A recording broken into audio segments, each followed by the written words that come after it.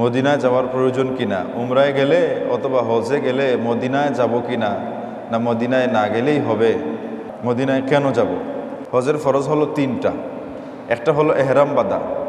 এহরাম বাঁধা হলো হজের প্রথম ফরজ। পৃথিবীর যে প্রান্তে থাকেন না কেন সেই প্রান্ত থেকে কাবা শরীফে প্রবেশ করার যে মিকাত দিয়ে তিনি ঢুকবেন, সেই মিকাতে অবস্থান করে অথবা মিকাত অতিক্রম করার পূর্বে ওনাকে এহরাম বাঁধতে হবে। 2 নম্বর হজের ফরজ হলো উকুফে আরাফা। আরাফার ময়দানে 9 জিলহজ, 9 জিলহজ সূর্য উদয়ের পর থেকে সূর্যাস্ত পর্যন্ত, এর ভিতরে 9 জিলহজ আরাফার ময়দানে অবস্থান করতেই হবে। আরাফার ময়দানে অবস্থান না করলে, এই 9 জিলহজ আরাফার ময়দানে অবস্থান না করলে ওনার হজই হবে না। হাজি সাহেবদের ঈদের দিনও হলো সেই আরাফার দিনটা। এই জন্য হাজি সাহেবদের আলাদা কোনো ঈদের দিন নেই, ঈদের নামাজ নাই। হাজি সাহেবদের ঈদের দিনের মূল আনন্দ হলো আরাফার ময়দানে অবস্থান।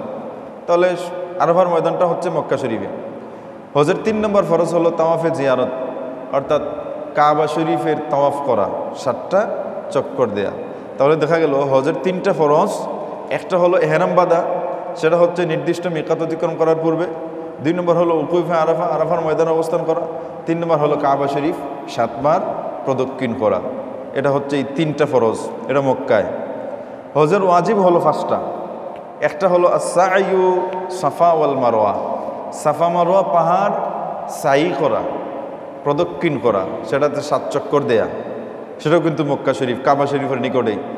2 নম্বর হলো উকুফে মুজদালিফা, আরাফার পরই হচ্ছে মুজদালিফা, মুজদালিফায় অবস্থান করা। আরেকটা হলো রমিউল জিমার, মিনায় গিয়া শয়তানকে কঙ্কর নিক্ষেপ করা, 49টা কঙ্কর নিক্ষেপ করা শয়তানকে, সেটা হচ্ছে হজের ওয়াজিব।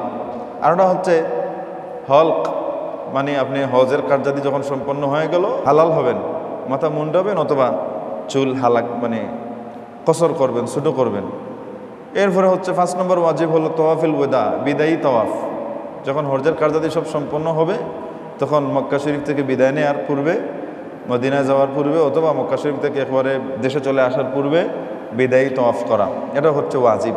তাহলে দেখা গেল হজের ফরজ, হজের ওয়াজিব এই সবগুলাই মক্কা শরীফে শেষ। তাহলে আমি মদিনায় কেন যাব? এই জন্যে আমাদের মতো কিছু হুজুর আছেন যাদেরকে আপনি যদি বলেন হজে যাওয়ার আগে যে হুজুর আমার জন্য একটু দোয়া করবেন, আমি তো এবারে হজে যাচ্ছি, তখন উনি যদি গুস্তাখে রাসূল হন, উনি যদি রসুল বিদ্বেষী হন, তাহলে আপনি এটা বলার সাথে সাথেই বলবেন যে না না না না না, মদিনায় কেন যাবেন, মদিনায় যাওয়ার প্রয়োজন নাই, কারণ হজের সমস্ত কার্যাদি তো ফরজ ওয়াজিব যা আছে সবগুলোই তো মক্কায়, মদিনায় কেন যাবেন, গিয়ে কেন সময় নষ্ট করবেন, টাকা নষ্ট করবেন, প্রয়োজন নাই, মক্কা থেকেই চলে আসবেন। বলুন না নাউজুবিল্লাহ। বা মদিনায় তিনি কেন যাবেন? মদিনা যাওয়ার কারণ হইল আমার আল্লাহর নির্দেশনা।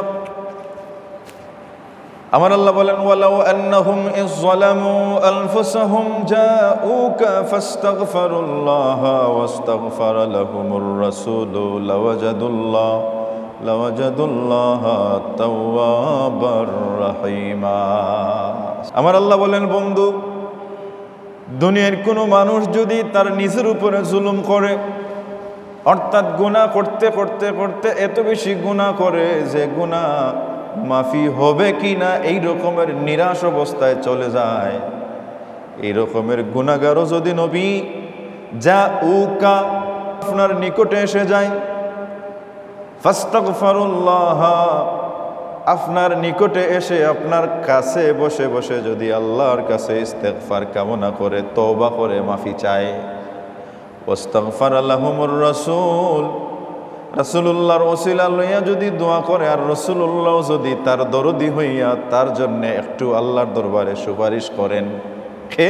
রাসূলুল্লাহ, লাওয়াজাদুল্লাহা তাওয়াবার রহিমা, তাহলে অবশ্যই অবশ্যই আল্লাহকে তওবা কবুলকারী হিসাবে পাবে। সুবহানাল্লাহ। তার মানে আল্লাহ তাকে মাফ করে দিবেন নিশ্চিত, এটা 100% আল্লাহ ওয়াদা করেছেন। হজ আমরা কেন করি? হজ হচ্ছে, প্রথমটা হলো যে হজ আমার উপরে ফরজ ফরজিয়ত আদায়ের জন্যে।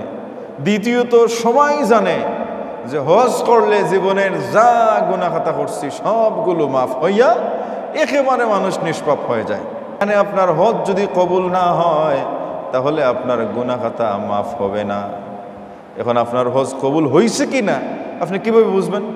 এটা বুঝার কোনো ক্ষমতা নাই, এটা আল্লাহর উপরে নির্ভর। কিন্তু রসুল্লাহর দরবারে গিয়ে আল্লাহর কাছে জীবনের গুনাহ খাতার উপর শর্মিন্দা হইয়া মাফি চাইলে, রসুল্লাহর ওসিলা ধরলে, রসুল্লাহকে সুপারিশ করতে বললে, আর রসুলও যদি দরদি হইয়া সুপারিশ করেন, তাহলে 100% আমার আল্লাহ ওয়াদা করেছেন যে আমি আল্লাহ তাকে মাফ করে দিব।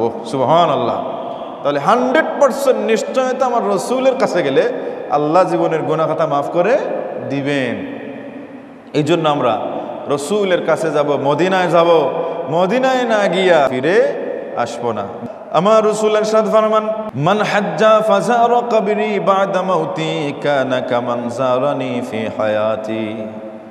আমার ইন্তেকালের পরে যে ব্যক্তি আমার রওজা তোরের পাশে এসে জিয়ারত করলো, সে যেন জীবদ্দশায় আমি নবীর সাথে সাক্ষাৎ করলো। সুবহান। কামান যারানি ফি হায়াতি মানে হলো সে সাহাবী হয়ে গেল, এটা নয়। তার মানে হলো তার জন্য দুজকের আগুন হারাম হয়ে গেল। সুবহানাল্লাহ। রাসূল পাক সাল্লাল্লাহু আলাইহি ওয়াসাল্লাম অন্যত্র ফরমান, মান যারা কবরি ওয়াজাবাত লাহু শাফাআতি।